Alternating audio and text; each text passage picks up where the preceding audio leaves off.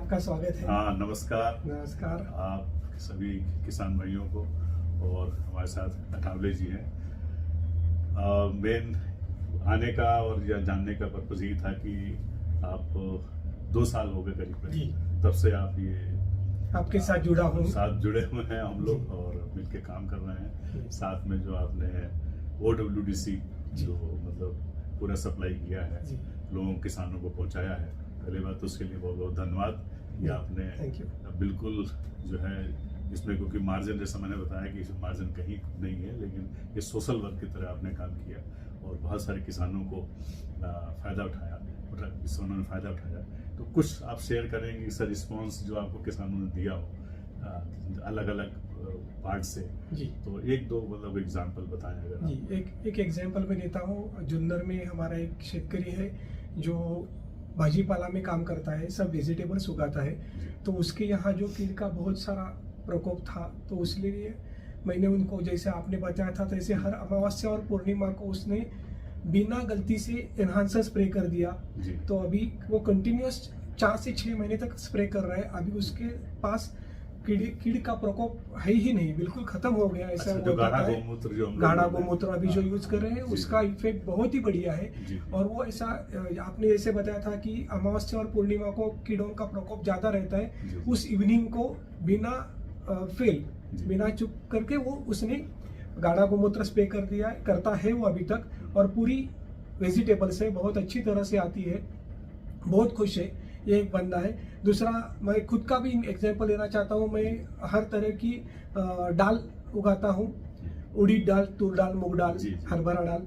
तो उसमें वही है कि जब एक्चुअली दाना तैयार होता है, तब जो घाटे वाली का प्रॉब्लम है वो तो अपना एनहांसर ने पूरा खत्म कर दिया है। इसलिए मैं OWDC तो कंटिन्यूस यूज करता ही हूँ, मगर हर अमावस्या और पूर्णिमा को विदाउट फेल गाढ़ा गोमूत्र का यूज करता हूँ। ये आपने जो बताई अच्छी चीज तो अडॉप्ट किया। और ये एक किसान भाइयों जो आप बता रहे हैं, ये एक नई चीज था, नया एक्सपेरिमेंट था कि 2 पूर्णिमा और अमावस्या कि इस 2 दिन पे जो है गाढ़ा गोमूत्र जो हमारा है, जो आपको मिल रहा है, उसको स्प्रे करना जरूरी है। तो वो स्प्रे है आपका को मालूम है कि पानी लिया, पानी के अंदर 100 लीटर पानी में भी आधी लीटर वाटर डालते हैं, या 200 लीटर पानी ले तब भी आधी बॉटल डालेंगे, एक बॉटल डालेंगे। डालने के बाद 24 घंटे रख देंगे, उसके बाद इसको स्प्रे कर देते हैं। 24 से 48 घंटे में यूज करना है। जी, 24 से 28 घंटे यूज करना है। ऐसा दिन यूज करना ताकि पूर्णिमा और वो उसके पहले रेडी हो जाए। और उसके बाद तो आपने सुबह में स्प्रे किया है, दोपहर में किया? नहीं, दोपहर 3 के बाद, 3 से 4 के बाद, क्योंकि क्या रहता है, रात को ठंड रहती है जी। एक्टिव जो इंसेक्ट्स रहते हैं उनकी मादिया रात को ज्यादा एक्टिव रहती है। इसके वास्ते हर फार्मर को मैं बोलता हूँ कि वो दोपहर को बाद, जब धूप कम हो, तो 4 या 5 बजे के बाद ही स्प्रे करें, तो इफेक्ट ज्यादा आता है उसका। तो ये मैं भी अपील करूंगा कि सारे किसान भाई लोग अब इसको एक बार अपने वहाँ आजमाइश करके देखें, ताकि इससे आपका एक तो बहुत बड़ी बचत होती है कि जो केमिकल्स वगैरह के ऊपर हम लोग भागते हैं, वो कभी भी स्प्रे करते हैं तो वो उसमें कमी आएगी। और साथ ही साथ क्वालिटी, जैसा इन्होंने बताया कि इसको स्प्रे करने से सब्जियों में बीमारी नहीं आ रही है। तो ये एक हुआ। और दूसरा कुछ इस तरह का आपका?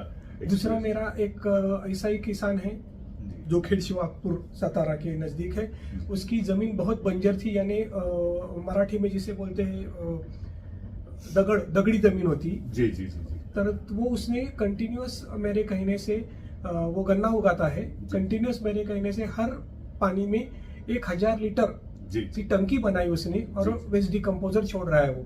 तो उसमें 1 बरस पूरा, एक गन्ना कटने के बाद जो दूसरा गन्ना उसने लिया, तो उसमें ध्यान में आया कि उसकी जमीन की क्वालिटी बहुत बुरबुरी हो गई है, बहुत अच्छा हो गया है। इसलिए वो बहुत खुश है। और मैं ऐसा हर फार्मर को बताता हूँ कि जितना हो सके उतना, उसमें कोई भी प्रॉब्लम नहीं है ज्यादा OWDC पानी में जाने में, जमीन में जाने में, उल्टा उससे ज्यादा फायदा ही होगा आपका। ये मेरा ऐसा सुझाव है। बिल्कुल सही। देखिए, आपने बताया, हमें याद है कि हम लोगों ने कोल्हापुर में प्रोग्राम किया था, और दत्ता शुगर मिल प्रोग्राम किया था हम लोगों ने। तो ये मैंने वहाँ पहले ही चैलेंज किया था कि जबकि यहाँ की जो सबसे जमीन है हमारी कोल्हापुर की, और सबकी इतनी भी जो है रबड़ की तरह हो गई जमीन, बिल्कुल इतने ज्यादा हो गई कि उसमें पानी जो है पर्कुलेट नहीं करता है, पानी स्टैग्नेट कर जाता है, और मिट्टी बिल्कुल बेकार हो गई। जैसे हमारे पंजाब में कम्पैक्ट हो गई है, और जैसे वहां पर अपना ट्रेन चलती है ये कैंसर ट्रेन, ऐसे यहाँ भी एक कैंसर से पूरे गांव के गांव में जो है अभी कोल्हापुर डिस्ट्रिक्ट में एक गांव है जी और उसमें मुझे ऐसा लग रहा है कि जो बहुत ज्यादा केमिकल्स यूज किए हैं, केमिकल फर्टिलाइजर्स फार्मर ने गन्ने का वेट ज्यादा से ज्यादा मिलने के लिए, इसका ये सब ड्रॉबैक मुझे लगता है। बिल्कुल सही बात है। जो मतलब एक रिकमेंडेड डोज होती है जो हमारे यूनिवर्सिटी वाले या हमारे आईसीआर या हमारे इंस्टीट्यूट करते हैं, लेकिन उससे अधिक वो डालते हैं इस लालच में कि उससे उत्पादन बढ़ेगा, लेकिन उसका रिजल्ट क्या हो रहा है कि उत्पादन में तो कमी आई, अब जमीन बिल्कुल फर्टाइल खत्म हो गई। अब देखिए जो उन्होंने बताया प्रैक्टिकल, मैंने कुछ वीडियो भी डाले हुए हैं कि 1000 लीटर पर एकड़ डालते हैं। तो 1000 लीटर जब उसने सिंचाई में डाला तो पूरे साल भर में कितनी सिंचाई की होगी उसने? महीने में 2 बार तो कम से कम करना पड़ेगा। महीने 2 बार तो आपके साल भर में अगर जोड़ते हैं तो 18 से 20 बार सिंचाई हो चुकी है। तो 18 से 20,000 लीटर आपका OWDC जो हमारा वेस्ट डिकम्पोज है वो चला गया। और मैंने पहले भी एक वीडियो बनाया हुआ कि 10,000 लीटर अगर आप डाल देते हैं एक बारी में और फिर दोबारा रिपीट कर दें तो आपकी जमीन चेंज हो जाती है। तो ये आपके सामने प्रत्यक्ष आया कि मतलब जमीन भुरभुरी जाएगी, उसकी न्यूट्रिशन वैल्यू वापस आ जाएगी। और जो हम लोग यहाँ पर कर रहे हैं कि वो नीचे पानी सक करा के खींच रहे हैं, प्लस उसमें पोरस पाइप डाल रहे हैं, नीचे से कुछ खर्चा कर रहे हैं, कुछ जरूरत नहीं इसकी। खर्च करने के बाद भी आपको वो जमीन मिट्टी नहीं चेंज की आपने, मिट्टी तो वही रही, इसलिए वो नुकसान होगा। तो ये खास तौर से जितने हमारे भाई जो गन्ना उगा रहे हैं उनकी जमीन बिलकुल जो खराब हो गई है, मराठीमध्ये आपण क्षारपड जमीन म्हणतो की एवढे इतके दिवस केमिकल फर्टिलायझर्स वापरून एक प्रकारचा जमिनीपणे कडकपणा आलाय, दगड झाली ती जमीन, ती मोकळं करायचं काम OWDC खूप चांगलं करतं।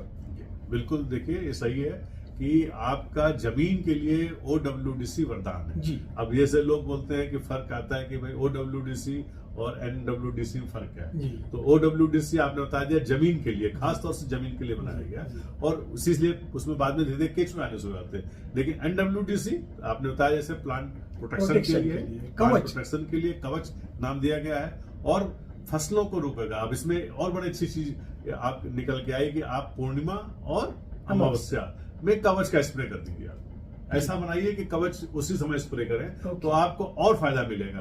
गाढ़ा गोमूत्र तो डाल ही रहे, उसके साथ में ये भी मिला लें, लेकिन ये मिला के भी यूज कर सकते हैं।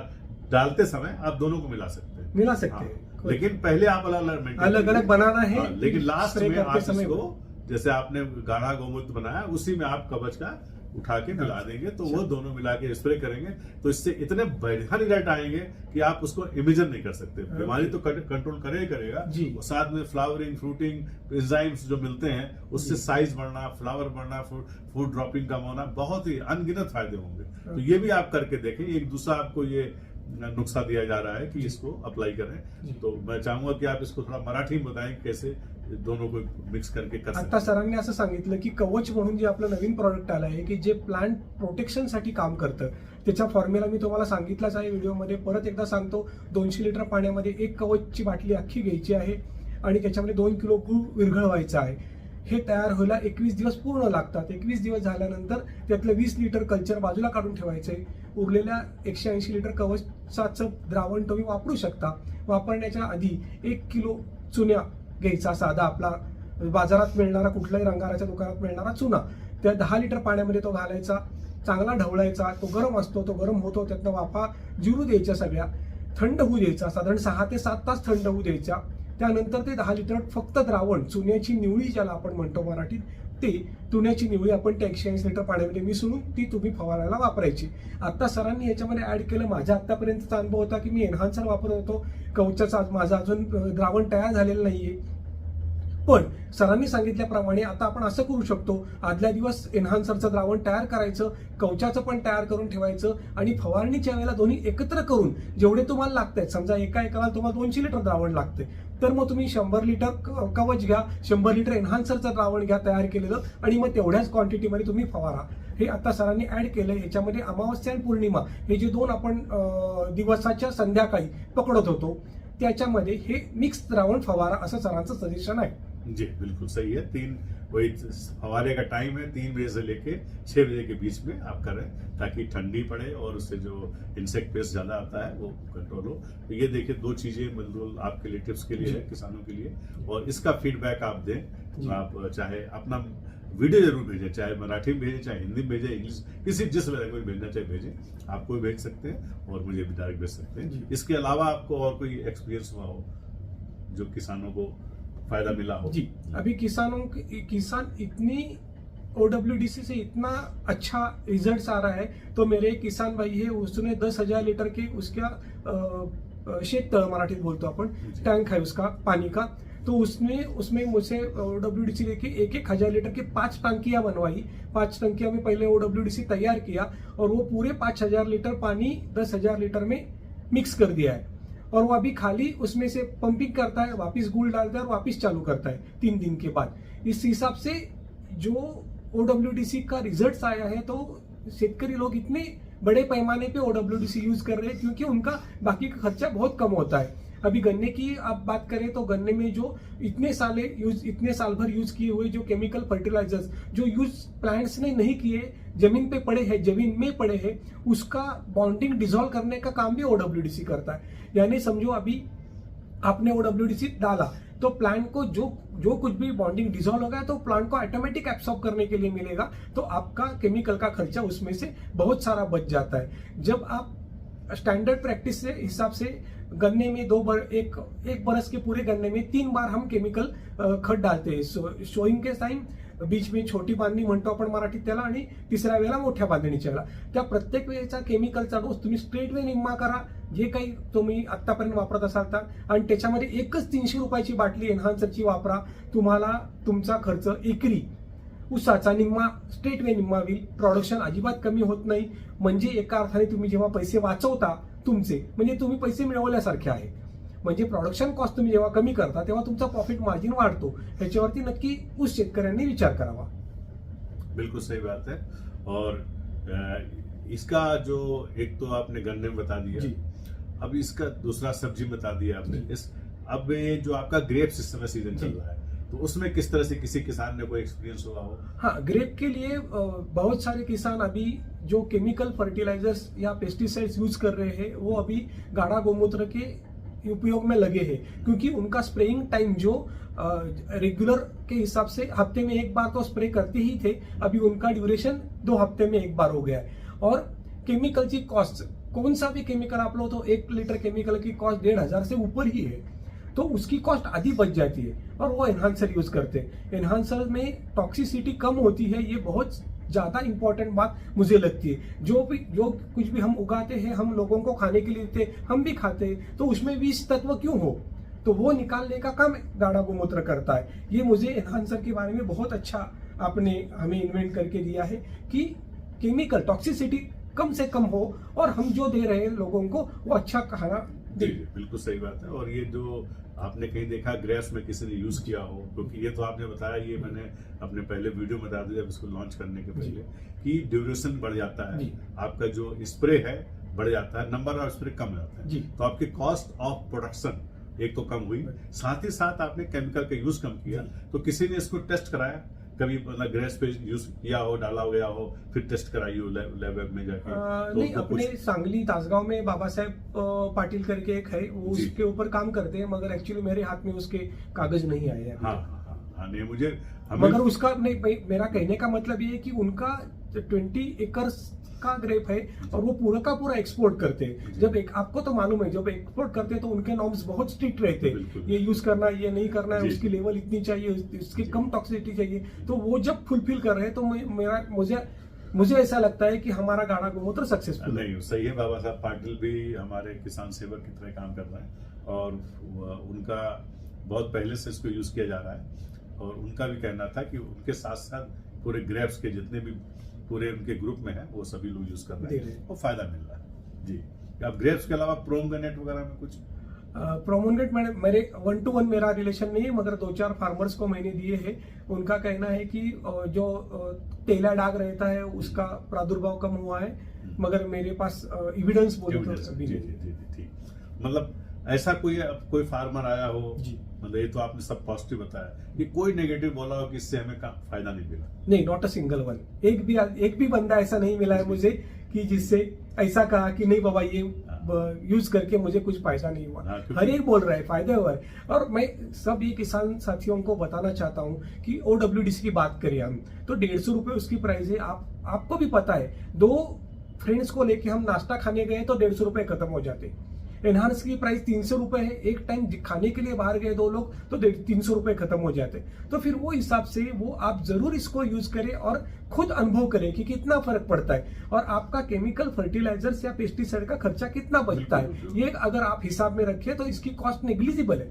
बिल्कुल सही बात पर्पस यही था कि जो हमारी केमिकल कॉस्ट है उसको कम करें, किसान को डिपेंडेंसी जो उसके ऊपर है कम करें। और वो मुझे दिखाई दे रहा है कि सक्सेस मिली है। काफी सक्सेस मिली है। और जो भी लोगों ने यूज किया, कि मैं यहाँ पर ऐड करना चाहूंगा कि पूरे भारतवर्ष में या बाहर भी हमारा मटेरियल जा रहा है, लोग ले जा रहे हैं, एक भी रिपोर्ट ऐसी नहीं आई है कि उनको एडवर्स इफेक्ट मिला। और ये मेरे लिए बहुत ही खुशी की बात है। और मुझे बहुत गर्व होता है कि ऐसा प्रोडक्ट जो हम लोगों ने गाढ़ा गौमूत्र से बनाया गया है, आपके गाय की जीवाणु इसमें यूज किए गए हैं, तो उसका जो है परिणाम सामने प्रतिशत से दिखाई दे रहा है और सभी किसानों को बेनिफिट मिल रहा है। तो धन्यवाद आपको। और नहीं, ये प्रोडक्ट आपने मेरी खाली इसमें थोड़े सी हाथ है सब लोगों के लिए पहुंचाने में, मगर हम सब फार्मर्स की तरफ से आपको बहुत ही धन्यवाद देते हैं कि आपने ऐसा इनोवेटिव प्रोडक्ट हमें दिया है जो इतने कम खर्चे में हमारी खेती चला रहा है। इसलिए थैंक्स वंस अगेन। आपको भी धन्यवाद। और आप लोग के बगैर सहयोग से आज जिस मुकाम पे हम लोग पहुंचे हैं, जो मिशन है हमारा कि कम से कम इनपुट करें, किसानों की डिपेंडेंसी केमिकल में कम हो, उनकी इनकम बढ़े, उसमें सक्सेस मिल रही है और इनकम की डबल हो रही है। ये बड़ी खुशी की बात है। Thank you.